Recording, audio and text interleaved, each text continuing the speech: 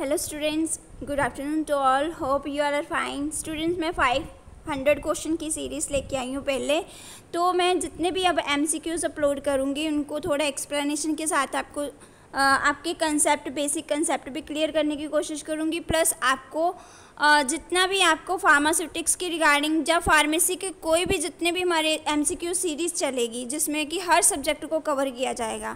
But mostly क्या है, आज हम जैसे स्टार्ट करने जाते हैं फार्मास्यूटिक्स के रिगार्डिंगली जो भी टॉपिक रहेंगे इसमें थोड़े थोड़े हम बेसिक्स भी क्लियर करते जाएंगे ताकि अगले आने वाले एमसीक्यूज़ में भी आप अच्छे से उसमें गेस कर सको कि क्या आंसर आ सकता है। ठीक है, तो ये सारे एमसीक्यूज़ आपके फार्मा कम्पिटिटिव एग्ज़ाम के लिए बहुत ही इंपॉर्टेंट रहेंगे। वो एग्ज़ाम चाहे आपका डीआई का है, चाहे आपका कोई कम्पिटिटिव एग्जिट एग्ज़ाम है डी फार्मेसी का, जहाँ फिर कोई भी आपका एग्ज़ाम है फार्मा के रिलेटेड, जीपैट है, नाइपर है, एनी एग्ज़ाम, तो ये आपके एमसीक्यूज़ उसमें बहुत ज़्यादा हेल्प करेंगे। तो स्टार्ट करते हैं। First question is which of the following compound doesn't dissolve well in water. अब देखिए क्वेश्चन को थोड़ा सा यहाँ पे मोल्ड किया गया है कि डजंट डिज़ोल्व। यहाँ पे बच्चे क्या करेंगे कि क्वेश्चन की लैंग्वेज देख के ही छोड़ देंगे क्वेश्चन। बट डजंट डिज़ोल्व का मतलब क्या है? जिनकी सॉल्युबिलिटी नहीं है, जो इनसॉल्युबल है वाटर में। ठीक है, तो हमने क्वेश्चन को समझना, एटलीस्ट एक या दो बार क्वेश्चन को ज़रूर समझना है। ठीक है, क्वेश्चन को समझ के हमने अटेम्प्ट करना है क्वेश्चन। अब देखिए कौन से कंपाउंड्स हैं इसमें से जो कि आपके वाटर में अच्छे से डिज़ोल्व नहीं होते। ठीक है, वीक इलेक्ट्रोलाइट होते हैं? नहीं। नॉन पोलर होते हैं? नहीं। तो फिर बोथ होते हैं? ठीक है, बोथ नहीं होते। ठीक है, doesn't dissolve well in water, of course दोनों ही नहीं होते। ठीक है, तो आंसर क्या आ जाएगा? सी, मीन्स कि दोनों ही नहीं होते। क्यों नहीं होते, रीज़न क्या है? अब पहला रीज़न ये है कि हम अगर नॉन पोलर नहीं होते तो फिर इसका ऑपोजिट जो है पोलर डिज़ोल्व होगा वाटर में? ऑफ कोर्स होगा। अगर वो पोलर डिज़ोल्व होगा तो क्यों होगा? पोलर डिज़ोल्व इसलिए होता है बिकॉज उनके जो इंटरमॉलिक्यूलर फोर्सेस होते हैं वो वीक होते हैं। ये पोलर जो होते हैं ना, इनके बहुत ही वीकनेस होती है कि ये जल्दी ही अट्रैक्ट कर जाते हैं वाटर के साथ। बट जो नॉन पोलर होते हैं ना वो अपने डटे रहते हैं, वो अपने स्ट्रॉन्ग इंटरमॉलिक्यूलर फोर्सेस के साथ ही रहते हैं, वो अपनी वाटर के साथ सॉल्युबिलिटी नहीं करते। और जितने भी हमारे वीक इलेक्ट्रोलाइट्स होते हैं या फिर नॉन पोलर मॉलिक्यूल्स होते हैं, ये सारे ही आपके जो हैं सॉल्युबल नहीं हो पाते वाटर में। ठीक है, नेक्स्ट क्वेश्चन मूव करते हैं। नेक्स्ट क्वेश्चन है कि substance capacity to dissolve in a particular solvent system depends on, किसके ऊपर डिपेंड करती है? कोई सब्सटेंस है उसकी जो मतलब कि कैपेसिटी है कि वो पर्टिकुलर सॉल्वेंट में ही मिक्स होता है। फॉर एग्जांपल एक शुगर है, ठीक है, शुगर पानी में मिक्स हो जाती है, इजीली मिक्स हो जाती है। क्यों, ऐसा क्यों है? किस चीज़ की नेचर जो कौन सा फैक्टर अफेक्ट करता है सॉल्वेंट के सिस्टम में? कौन सा अफेक्ट करेगा अफेक्ट आपका? मतलब फर्स्ट देखें तो nature and intensity of forces present in solute. Okay, nature and intensity of forces present in a solvent, no, क्योंकि सॉल्वेंट की तो हम बात कर रहे हैं कि पर्टिकुलर सॉल्वेंट में, है ना, तो सॉल्वेंट की बात कर रहे हैं तो सॉल्वेंट का हम नहीं देखेंगे। Interaction between solute and solvent, नहीं, इसका भी हमारा इतना नहीं कैपेसिटी, इसका भी हमारा नहीं इतना मायने रखेगा। तो फर्स्ट हमारा क्या हो जाएगा राइट आंसर कि नेचर एंड इंटेंसिटी जो है जो of the forces present in solute वो हमारी डिपेंड करेगी कि हमारा पर्टिकुलर सॉल्वेंट में ही सॉल्युबल होगा जो कंपाउंड होगा। ठीक है, तो आंसर हो गया ए। नेक्स्ट क्वेश्चन है by adding water miscible solvents. अब क्वेश्चन समझो, by adding water miscible solvents weak electrolytes and non polar compounds can become more soluble. देखो आपका सपोज मान लो कि आप वाटर मिसिबल सॉल्वेंट जो ले रहे हो, ठीक है, आपने ऊपर भी पढ़ा था कि उसमें जो weak electrolyte and non polar जो हैं वो सॉल्युबिलिटी नहीं होती उनकी इजीली वाटर में। तो अब हम उसमें क्या करेंगे, मतलब कि उसकी सॉल्युबिलिटी बढ़ाने के लिए हम क्या करेंगे, उसमें को सॉल्वेंट ऐड कर देंगे। तो इस प्रोसीजर को क्या बोलते हैं? को सॉल्वेंसी। ठीक है, तो मतलब कि हम क्या करेंगे, ये होते क्या हैं, अगर थोड़ा सा देख ले हम को सॉल्वेंट होते क्या हैं। ये करते क्या है, मतलब इनका मैकेनिज्म क्या होता है, इनका मैकेनिज्म होता है कि ये इक्विलिब्रियम प्रोवाइड कर देते हैं। सेकंड चीज़ क्या होती है कि ये क्या करते हैं कि जो हमारे इंटरमोलिकुलर फोर्सेस बहुत स्ट्रॉन्ग होते हैं ना, उनकी ये टेंशन को, इंटरफेशियल टेंशन को रिड्यूस करके उनको सोल्यूबलाइज करवाने की कोशिश करते हैं, मतलब कि कोशिश क्या कर ही देते हैं, ये करवा ही देते हैं, ठीक है, कोसोल्वेंट्स। इनकी अगर देखी जाए तो इनकी एग्जांपल्स क्या हो सकती है, अलग अलग वे से एग्जांपल्स इनकी ली जाती है। मोस्टली हमारा जो acetone, hexane, ether, diethyl ether, ठीक है, क्लोरोबेंजीन, ये सब हमारे कोसोल्वेंट यूज़ किए जाते हैं। और कोसोल्वेंट्स जो हैं हमारे, सपोज मान लो कि हमारे इथेनॉल है, सॉर्बिटॉल है, ग्लिसरीन है, ये सारे हमारे कोसोल्वेंट, प्रोपाइलिन ग्लाइकोल है, जितने भी मैं एग्जांपल्स बोल रही हूँ इनको साथ साथ में नोट करते जाना है, ठीक है। तो हमारा जो आंसर हुआ कोसोल्वेंसी, ठीक है। नेक्स्ट क्वेश्चन है हमारा, how do cosolvent make poorly soluble medicine more soluble. अब देखो यहाँ पे उन्होंने क्वेश्चन पूछ लिया ना, मैंने मैकेनिज्म आपको पहले ही क्लियर कर दिया था क्या है, कैसे मतलब कि सॉल्युबल बनाते हैं ये कोसोल्वेंट, कैसे सॉल्युबल बनाते हैं। दो मैंने बताए थे मैकेनिज्म, क्या था, फर्स्ट था कि इक्विलिब्रियम को अटेन करते हैं, सेकंड क्या था, इंटरफेशियल टेंशन को रिड्यूस कर देते हैं, ठीक है। अब देखो, अब यहाँ पे इन्होंने फिर कंफ्यूज कर दिया ऑप्शन में कि इंटरफेशियल टेंशन किसकी, इन्होंने पहले दे दिया कि predominant aqueous solution and hydrophobic solute की, या फिर interfacial tension between solute and solvent की। मैंने पहले ही बात की थी कि हमने यहाँ पे सॉल्वेंट की बात नहीं करनी, ठीक है। तो हम यहाँ पे मोस्टली क्या सॉल्यूट के बारे में, सॉल्यूट की नेचर के बारे में ही जानेंगे, सॉल्यूट की इंटेंसिटी के बारे में ही जानेंगे। तो क्वेश्चन यहाँ पे आंसर क्या हो गया हमारा ए, ठीक है। ऐसे क्वेश्चन को अटेम्प्ट करना है आपने थोड़ा समझ के। अब देखो यहाँ पे क्वेश्चन आ गया, how do cosolvent make poorly soluble medicine more soluble. यहाँ पे मीन्स कि इन्होंने क्वेश्चन की लैंग्वेज थोड़ा अलग से दे दी है, बट क्वेश्चन क्या है कि कौन से सॉल्वेंट्स जो हैं वो पुअरली सॉल्युबल मेडिसिन को ज़्यादा सॉल्युबल बना देते हैं। तो इसमें से जो जितने भी हैं, इथेनॉल, सॉर्बिटॉल, ग्लिसरीन, ये मैंने आपको सारे पहले बताए थे कि ये सारे ही हैं जो सॉल्युबल बना देते हैं, ठीक है। तो नेक्स्ट क्वेश्चन है हमारा, which of these solvent is approved for use in parental product. Goods क्या होते हैं, products, but has a limited role in oral drinks, ठीक है। हम पेरेंटल में तो बिल्कुल हम कोसोल्वेंट को यूज़, ऐसा कौन सा कोसोल्वेंट है कि जो हम पेरेंटल में यूज़ करते हैं बट हमारा ओरल ड्रिंक में यूज़ नहीं होता।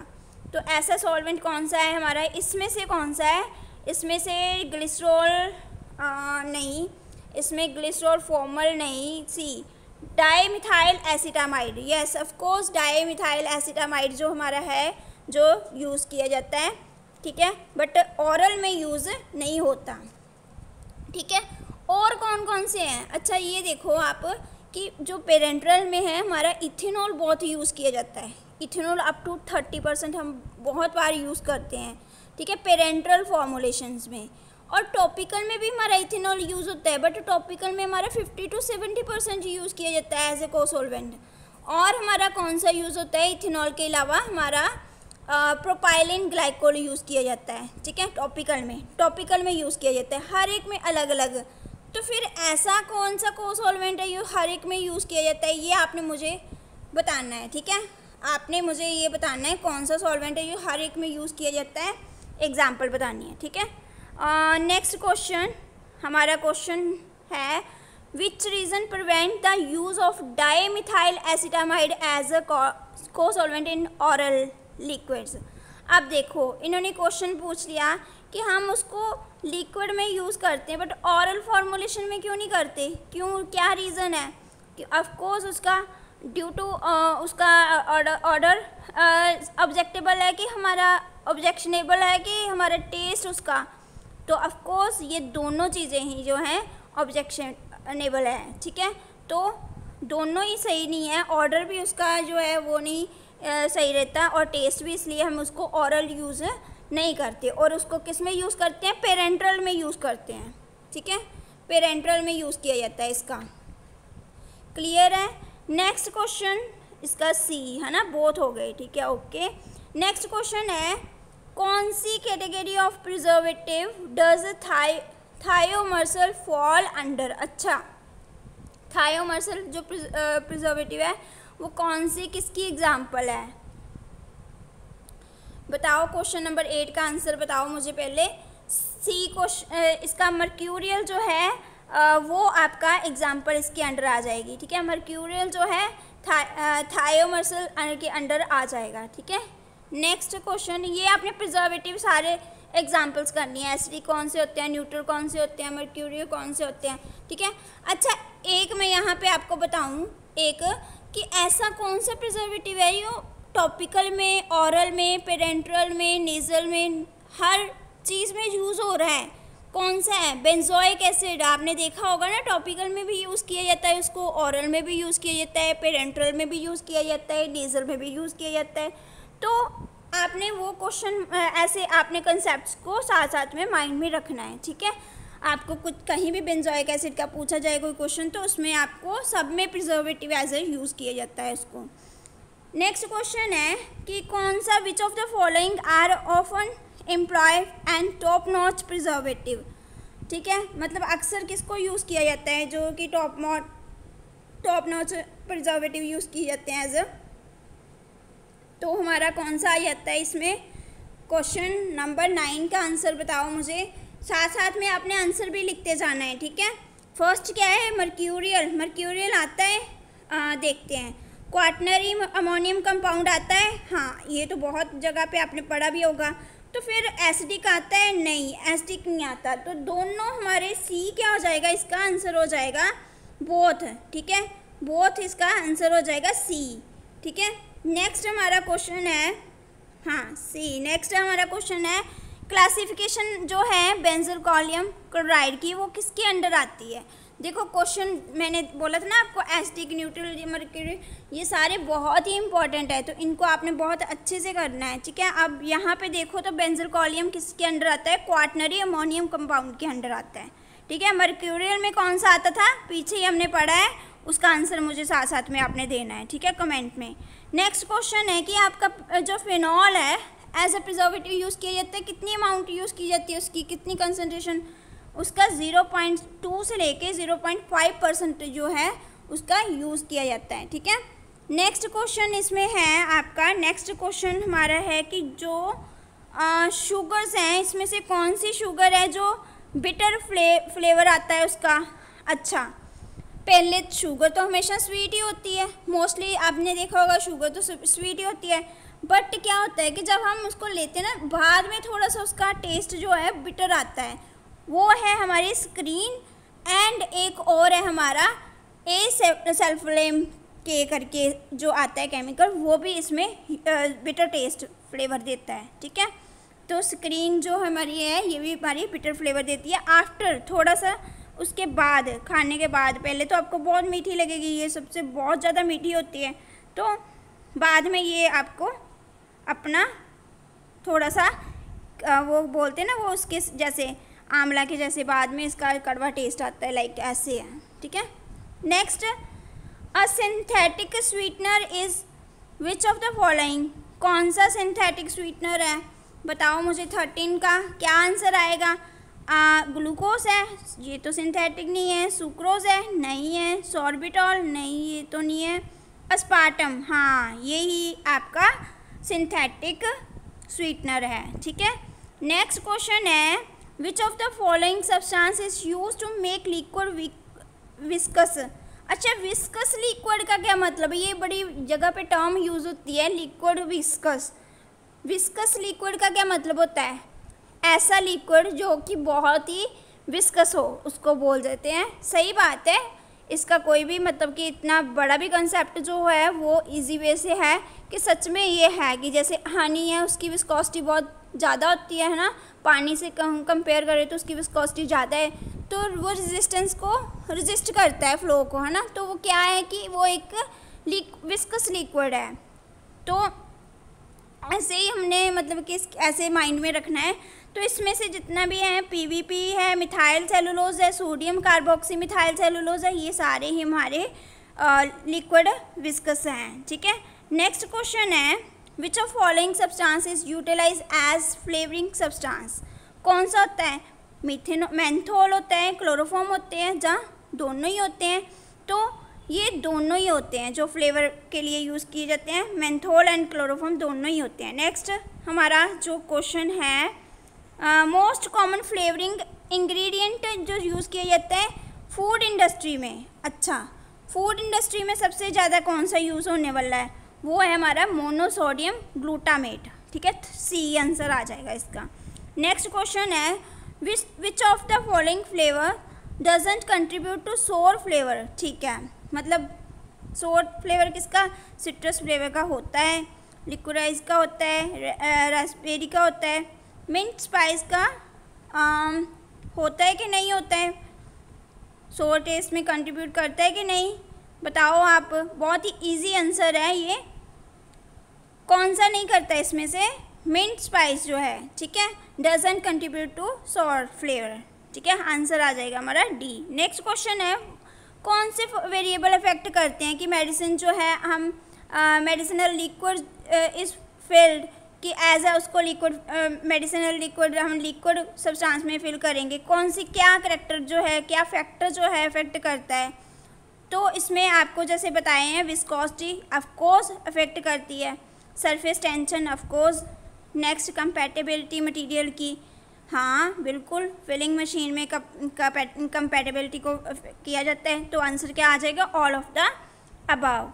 नेक्स्ट क्वेश्चन है कि कौन सा जो है हमारा which of the following approaches is typically use for filing liquids, filling liquids.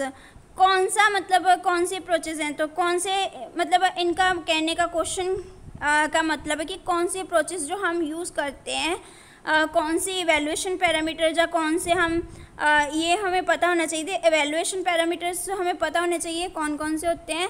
और इसमें इन्होंने पूछा कि कौन कौन से अप्रोचेज हैं, कैसे हम उसको लिक्विड को फिल कर सकते हैं। तो ग्रेविमेट्री मेथड यूज़ करते हैं, वॉल्यूमेट्रिक करते हैं, कांस्टेंट लेवल मेथड यूज़ करते हैं कि सारे करते हैं? तो सारे ही यूज़ होते हैं इसमें, ठीक है। नेक्स्ट क्वेश्चन है which drug classes are typically chosen selected while suspension are being created. Okay, तो हमने सस्पेंशन बनानी है, तो बताओ अगर हाइड्रोफिलिक हो जाएगी तो वो तो सिरप बन जाएगा वैसे ही, ठीक है। उसमें क्या हमें सस्पेंशन की ज़रूरत? हाइड्रोफोबिक ऑफकोर्स हाइड्रोफोबिक जो है उसको हमें सस्पेंशन में लाना पड़ेगा, बिकॉज मोस्टली सस्पेंशन क्या होती है? सस्पेंशन होती ही हाइड्रोफोबिक हैं, ठीक है, तभी तो वो मिक्स नहीं होती, हमें अलग से सस्पेंडिंग एजेंट डाल के उसको उसकी करना पड़ता है, बनाना पड़ता है ना। नेक्स्ट क्वेश्चन है which of the following agent are employed in the formulation which help the insoluble solids get wet. Okay, कौन सा एजेंट है इसमें से? सस्पेंडिंग एजेंट है, फ्लेवरिंग है, वेटिंग है, जो कोई भी नहीं इसमें से। तो देखिए इनसॉल्युबल सॉलिड को हमने उसको वेट बनाना है, तो उसमें हम क्या ऐड करेंगे? सस्पेंशन बनाएंगे। सस्पेंशन बनाने के लिए हम क्या ऐड करेंगे? सस्पेंडिंग एजेंट यूज़ करेंगे, ठीक है। ए इसका आंसर आ जाएगा। नेक्स्ट क्वेश्चन है हाउ सरफेक्टेंट विल फैसिलिटेट और aid wetting of hydrophobic material in liquid. तो कौन सा हमारा है जो हेल्प करता है? एड का मतलब होता है हेल्प करना, ठीक है। कौन सा वेटिंग प्रॉपर्टी में हेल्प करता है? कैसे, क्या फैक्टर है इसमें से? कौन सा मतलब उसका मैकेनिज्म क्या है? तो हमारा आंसर क्या हुआ? By decreasing the solid liquid interfacial tension by increasing the solubility liquid interfacial tension. तो मैंने आपको फर्स्ट क्वेश्चन में ही इसका आंसर दिया था कि हम डिक्रीज़ करेंगे इंटरफेशियल टेंशन को, ठीक है। क्या करेंगे? हम डिक्रीज़ करेंगे।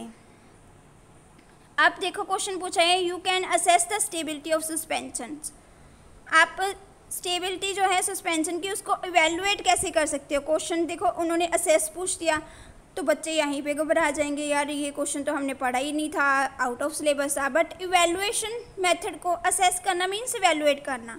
तो क्या क्या मेथड हैं? सेडिमेंटेशन वॉल्यूम है, डिग्री ऑफ फ्लोकुलेशन है, रीडिस्पर्सिबिलिटी है, तो के ऑल हैं, तो इसमें सारे ही आ जाएंगे, ठीक है, ये तीनों ही आ जाएंगे। Which of the following test is determine to emulsion type, तो इमल्सन टाइप में जो हमारे टेस्ट आते हैं ऑफ कोर्स डिल्यूशन भी आता है, डाई भी आता है, कंडक्टिविटी भी, तो इसमें भी आंसर क्या हो जाएगा, डी, ऑल। ठीक है, नेक्स्ट लास्ट, आज का लास्ट क्वेश्चन है जिसका कि आंसर आपने देख ही लिया, बट इसका क्वेश्चन आंसर हम जानेंगे। क्वेश्चन क्या है कि कौन सी टर्म है for the temperature at which inversion occurs is dependent on emulsifier concentration. तो कौन सी है यहाँ पे, कौन सा टेस्ट है? आप डिल्यूशन में इन्वर्शन कर सकते हो? नहीं, बिल्कुल भी नहीं। डाई टेस्ट में नहीं, कंडक्टिविटी में yes of course. Conductivity test में जो है ऐसा है कि टेम्परेचर जो है इन्वर्शन इसमें आती है, जिसकी वजह से हम जो डिपेंड करते हैं इमल्सिफायर कंसंट्रेशन के ऊपर, मीन्स कि उसके बिहाइंड या हम देखते हैं, चेक करते हैं कि हमारा जो इमल्शन है वो क्या रिज़ल्ट दे रहा है। ठीक है, तो ये हमारा हो गया फार्मास्यूटिक्स का 25 क्वेश्चंस, जिसमें कि हमने कंसेप्ट जाने, कुछ हमने प्रिजर्वेटिव के बारे में पढ़ा है, कुछ हमने कोसोल्वेंसी का कंसेप्ट जाना है। तो ये क्वेश्चंस आपके बहुत ही इंपॉर्टेंट रहेंगे। अगर आपका कोई भी डाउट रहता है तो नीचे कमेंट में मेंशन कर देना, वीडियो को लाइक कर देना, चैनल को सब्सक्राइब कर देना। Thank you to all of you, thank you.